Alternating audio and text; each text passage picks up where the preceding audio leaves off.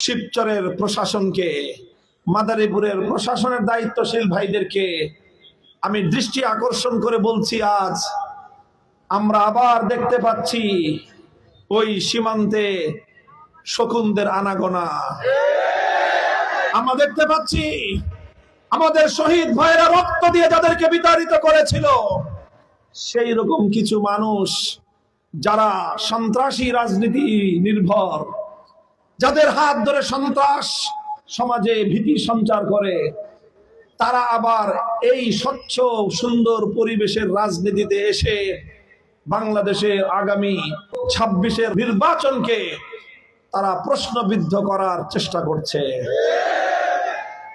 যাদের এখনো জেলখানায় থাকার কথা, যাদের বিরুদ্ধে অসংখ্য অগণিত মামলার হুলিয়া, তারা কিভাবে ওসমান হাদিদের বাংলার মাটিতে আবার কিভাবে তারা হুঙ্কার দিয়ে বেড়ায়।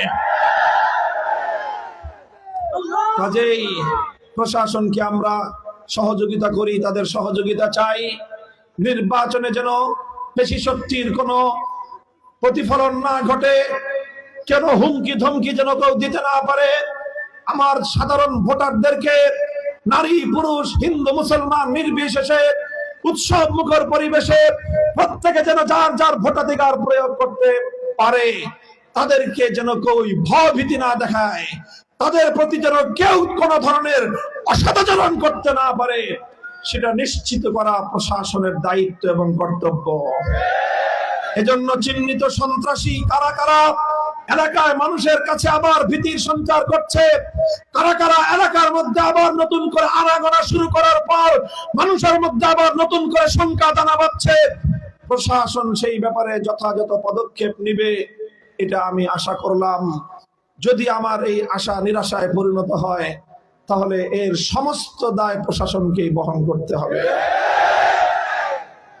এখনো পর্যন্ত শহীদদের রক্তের দাগ শুকায়নি, এখনো পর্যন্ত আমার শহীদ সন্তানের মায়ের চোখের অশ্রু শুকায়নি। এখনই আবার সেই প্রেতাত্মারা বাংলার মাটিতে ঘুরবে, বাংলাদেশের মানুষ সেটা দেখতে চায় না। শিবচরের মাটিতে তাদের আনাগোনা হাজী শরীয়তুল্লাহর অনুসারীরা বরদাস্ত করবে না। কাজেই আমরা নিরীহ মানুষ, শান্তিপ্রিয় মানুষ, সমৃদ্ধি চাই, উন্নতি চাই, বন্ধুত্ব চাই। আমরা কোন নিরপরাধ মানুষকে তার ব্যক্তিগত কোন রাজনৈতিক দলীয় পরিচয়ের কারণে কাউকে আমরা আক্রমণ করতে চাই না, বিশ্বাস করি না আমরা।